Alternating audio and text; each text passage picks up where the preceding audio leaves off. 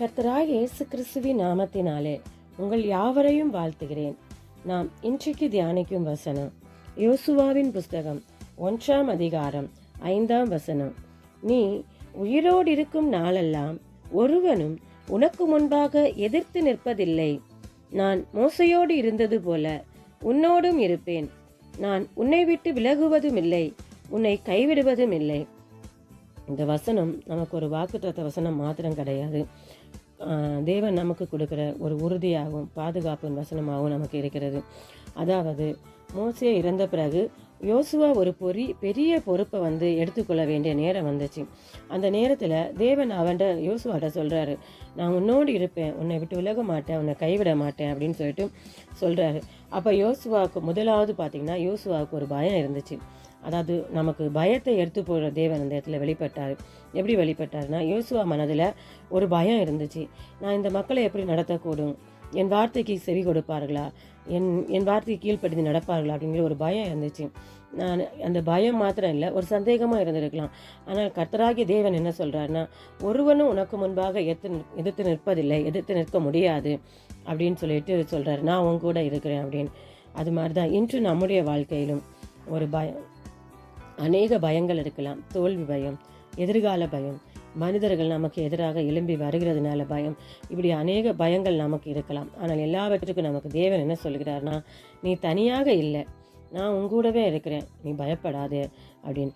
அடுத்து ரெண்டாவது பார்த்தீங்கன்னா, தேவன் இருக்கிற இடத்துல கர்த்தர் எங்கே இருக்கிறாரோ அங்கே அந்த இடத்துல தோல்வியே இருக்காது. ஏன்னா அவர் ஜெயமுள்ள தேவன், அவர் ஜெயம் கொடுக்கிற தேவன். நான் மோசையோடு இருந்தது போல உன்னோடு இருப்பேன் என்று யோசுவாவுக்கு சொன்னார். மோசே செங்கடலை இரண்டாக பிளந்தார். அது அவருடைய வல்லமை கிடையாது, தேவன் அவனோடு இருந்து அந்த காரியத்தை செய்ய வைத்ததுனால தான் செய்ய முடிஞ்சது. அதே தேவன் தான் இன்றைக்கு நம்மை பார்த்து சொல்கிறார், நான் உன் கூட இருக்கிறேன், நான் உன்னோடு கூட இருக்கிறேன். இன்றைக்கி நீ ஒரு வேலை காரியத்துக்கு போராடி கொண்டிருக்கிறியா, இல்லை குடும்பத்தில் அநேக பிரச்சனைகள் இருக்கலாம், மனதில் பல விதமான சோர்வுகள் இருக்கலாம். ஆனால் கர்த்தராகி தேவன் என்ன சொல்கிறார், எந்த சூழ்நிலை இருந்தாலும் நான் உன்னோடு கூட இருக்கிறேன் அப்படின்னு சொல்கிறார். மூன்றாவது பார்த்தீங்கன்னா, தேவன் ஒருபோதும் நம்மை கைவிட மாட்டார். அதாவது இந்த வசனத்தில் முடிவில் என்ன சொல்லுதுன்னா, நான் உன்னை விட்டு விலகுவதும் இல்லை, உன்னை கைவிடுவதும் இல்லை அப்படின்னு. மனிதர்கள் நம்மை விட்டு விலகி போகலாம், நண்பர்கள் மாறி போகலாம், ஆனால் தேவன் ஒருபோதும் மாற மாட்டார். நீ விழுந்தாலும் அவர் உன்னை எழுப்புவார், நீ அழுதாலும் அவர் தேவன் நமக்கு ஆறுதல் அளிக்கிற தேவனாயிருக்கிறார். இன்றைக்கு இந்த வசனத்தை நாம் நினைவில் வைத்து, நாம் ஒருபோதும் தனியாக இல்லை, எனக்கு முன்பாக தேவன் இருக்கிறார், அவர் ஒரு நாளும் என்னை கைவிட மாட்டார், என்னை விட்டு விலகவும் மாட்டார், எனக்கு முன்பாக ஒருவரும் எதிர்த்து நிற்க முடியாது என என் கூட தேவன் இருக்கிறார் என்று நாம் விசுவாசித்து தேவனை நம்புவோம், விசுவாச அறிக்கை பண்ணுவோம். கர்த்தர் நமக்கு எல்லா காரியத்திலும் ஜெயத்தையும் சமாதானத்தையும் சந்தோஷத்தையும் நிறைவாய் தருவார். நாம் ஜெபிப்போமா?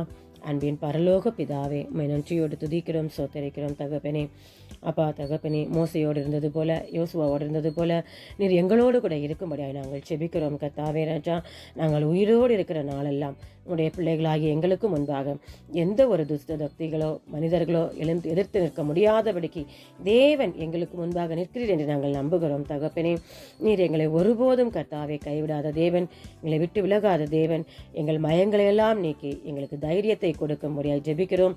அப்பா, எங்களை தகப்பனே ஒரு நாளும் கைவிடாமலும் விட்டு விலகாமலும் எங்களுக்கு ஒத்தாசையாக இருக்கும்படியாய் ஜெபிக்கிறோம். அப்படியே நீர் வழிநடத்த போகிற கிருபைக்காய் உம்மை நன்றியோடு சோத்தரிக்கிறோம். எங்களை தாழ்த்தி வெறுமையாக்குகிறோம்.